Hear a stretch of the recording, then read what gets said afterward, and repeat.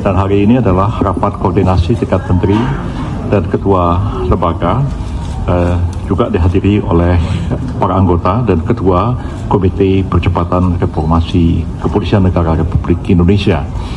Dalam pertemuan ini yang dihadiri 17 kementerian, para menteri dan wakil menteri, dan ketua lembaga dan badan, semua hadir, ya, Pak Kapolri juga hadir, TNI juga hadir semua, dan dalam pembicaraan tadi itu sama-sama dibahas tentang pelaksanaan dari ketentuan pasal 28 ayat 3 Undang-Undang Nomor 2 Tahun 2002 tentang Kepolisian Negara Republik Indonesia tentang anggota kepolisian yang dapat menduduki jabatan pemerintah sipil,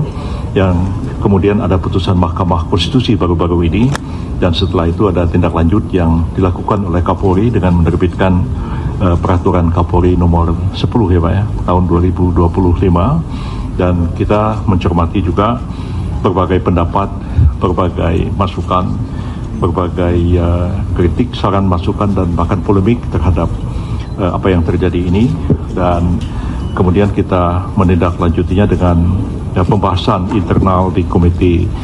Percepatan Reformasi Polri, dan hari ini kita menyelenggarakan rapat yang diperluas koordinasi dengan kementerian lembaga yang disebut dalam peraturan Kapolri nomor 10 tahun 2025 tadi, dan kita sampai pada kesepakatan bahwa kita akan segera menyusun rancangan peraturan pemerintah untuk melaksanakan ketentuan-ketentuan di dalam pasal 28 ayat 3 Undang-Undang Nomor 2 tahun 2002 tentang Kepolisian Negara Republik Indonesia, dan melaksanakan pasal 19 dari Undang-Undang Nomor 20 tahun 2003 tentang Aparatur Sipil Negara.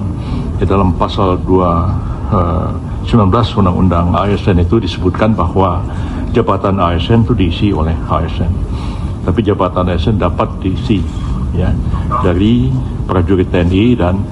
anggota Kepolisian Negara Republik Indonesia yang jabatan-jabatan tertentu apa saja ya, itu akan diatur dalam bentuk peraturan pemerintah, dan sampai hari ini peraturan pemerintahnya belum ada. Kemudian ada putusan MK, ada peraturan Kapolri nomor 10, dan timbullah diskusi yang meluas di masyarakat, dan untuk mencari solusi menyelesaikan persoalan ini, maka dengan persetujuan dari Bapak Presiden itu akan dirumuskan dalam bentuk satu peraturan pemerintah, karena bisa melingkupi semua instansi, kementerian, lembaga